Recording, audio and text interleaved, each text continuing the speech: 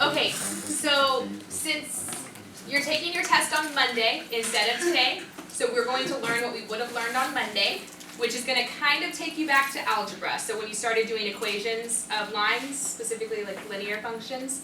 So the assignment you have, we're going to start with finding x and y intercepts. So let's remind ourselves, what is an x-intercept?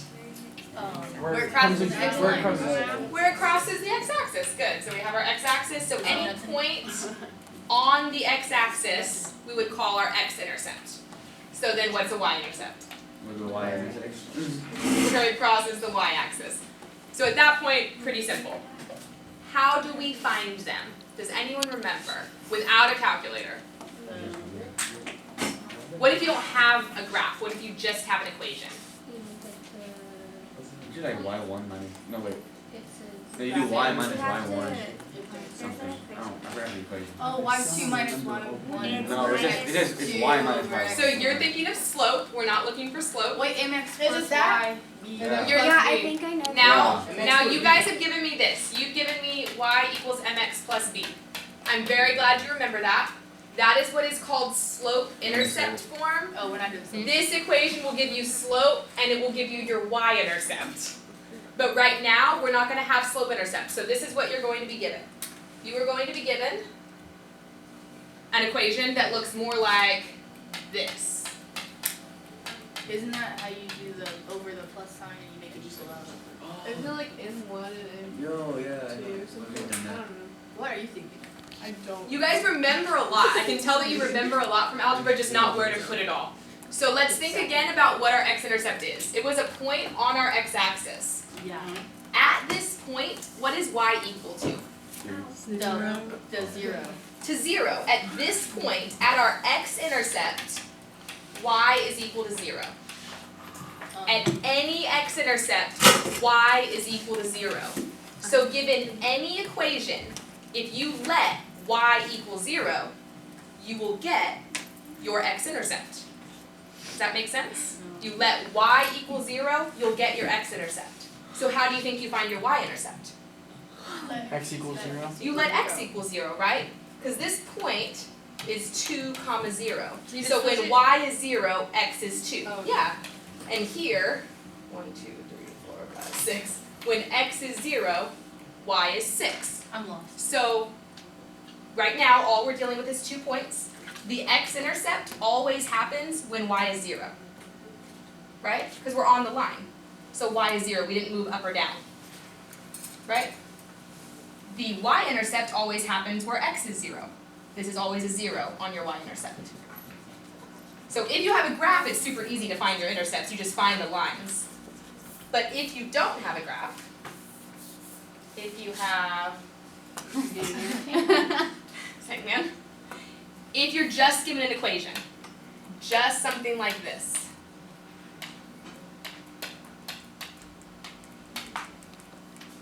And no graph to look at, and you don't have it in slope-intercept form, so it's not super easy to graph. You can still find them super easily. If we want to find the x-intercept, Oh, let's do y. It's 0. then we set y equal to 0. That's all. So let's do that. So instead, I'm going to make this 5x plus 3 times 0. I'm just making y 0. That's all I'm doing. And what happens to this whole piece? It It disappears. Yeah, it just goes to 0. It's gone. So now all we have is 5x equals 15, which would make x equal to what? 3. X equals 3. X is equal to 3. And then you know the y, so the point would be 3, comma. What did we let y equal? 0. Done. You have your x-intercept. Huh? You got x was 3. X was 3 when y was 0. 3, 0. What if you want to do y? You just say x 0? Exactly. So if you wanted to find y, then you would let x equal 0. Yeah, I remember that equation right there on the top. So same idea. We will even use the same ax equation. plus bx equals that.